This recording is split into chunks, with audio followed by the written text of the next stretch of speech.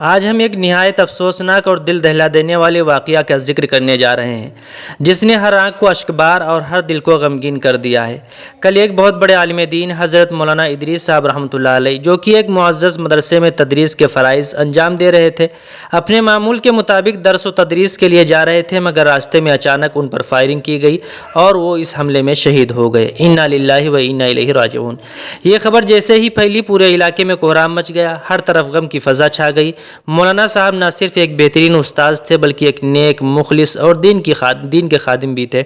ان کی زندگی قرآن و سنت کی خدمت میں گزری اور ان کی شہادت نے ایک بڑا خلا پیدا کر دیا ہے۔ ناظرین، جب ان کا جنازہ اٹھا تو ایک تاریخی منظر دیکھنے کو ملا۔ لاکھوں افراد ان کی نماز جنازہ میں شریک ہوئے، ہر آنکھ اشکبار تھی، ہر زبان پر دعا تھی اور ہر دل میں درد تھا۔ یہ اس بات کی گواہی ہے کہ مولانا صاحب لوگوں کے دلوں میں کتنی بڑی جگہ رکھتے تھے۔ لیکن افسوسناک واقعات کا سلسلہ یہیں ختم نہیں ہوا۔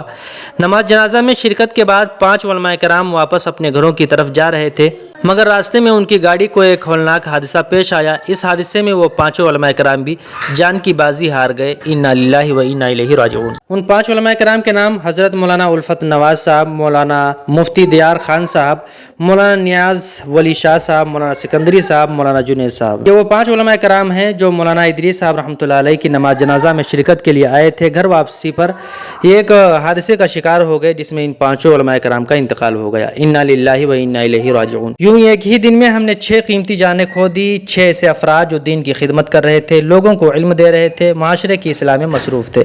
ناظرین، یہ واقعات ہمیں جھنجھوڑ کر رکھ دیتے ہیں۔ یہ ہمیں یاد دلاتے ہیں کہ زندگی کتنی ناپائیدار ہے۔ ہمیں نہیں معلوم کہ اگلا لمحہ ہمارا ہوگا یا نہیں۔ آج ہمیں سوچنے کی ضرورت ہے، کیا ہم اپنی زندگی اللہ کی رضا کے مطابق گزار رہے ہیں؟ کیا ہم دین کی خدمت میں اپنا کردار ادا کر رہے ہیں؟ یہ شہادتیں ہمیں ایک پیغام دیتی ہیں کہ ہمیں اپنے اعمال درست کرنے چاہیے اور دین کے ساتھ اپنے تعلقات مضبوط بنانے چاہیے۔ آخر میں ہم اللہ تعالیٰ سے دعا کرتے ہیں کہ اللہ تعالیٰ مولانا ادریس صاحب اور ان 5 علماء کرام کی مغفرت فرمائے، ان کے درجات بلند فرمائے، ان کے اہل خانہ کو صبر جمیل عطا فرمائے۔ السلام علیکم ورحمۃ اللہ۔